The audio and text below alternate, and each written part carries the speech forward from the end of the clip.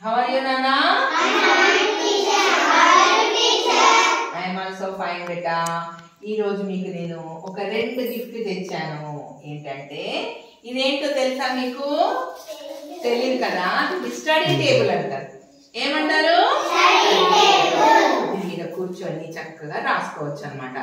దీని మీద మీకు ఇక్కడ యాపిల్ బాల్ ఇవన్నీ కూడా ఆల్ఫాబెట్స్ ఉన్నాయి, ఇవన్నీ ఉన్నాయి. సండే మండేలు ఉన్నాయి, 1 2 3లు ఉన్నాయి, జనవరి ఫిబ్రవరి ఉన్నాయి.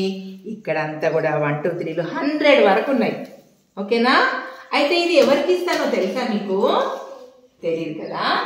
3rd 4th 5th వాళ్ళు ఎవరైతే రీడింగ్ అంటే వాళ్ళు ఫ్లూయెన్సీ రీడింగ్ చాలా ఫ్లూయెంట్గా ఎవరైతే రీడింగ్ చేస్తారో, తెలుగు ధారాళంగా ఎవరు చదువుతారో, హ్యాండ్ రైటింగ్ ఎవరికి నీట్గా ఉంటుందో వాళ్ళు ఆ రోజు ఈ టేబుల్ మీద కూర్చొని మంచిగా రాసుకుంటారు అనమాట.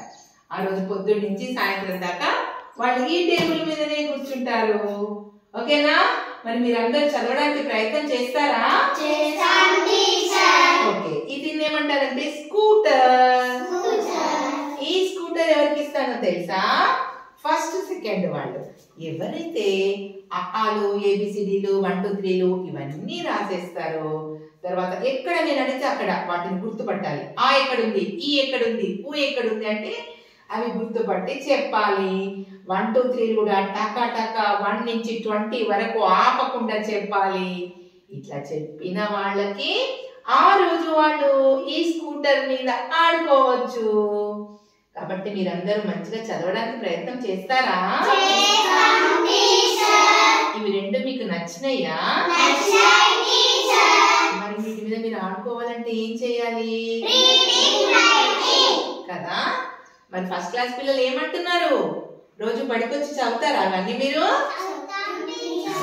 అయితే మామూలుగా పిల్లలకి కన్న తల్లి కూడా అన్నం తినాలంటే ఏం చేస్తుందండి? ఏదో ఒక వాళ్ళకి ఆశ చూపిస్తుంది కదా.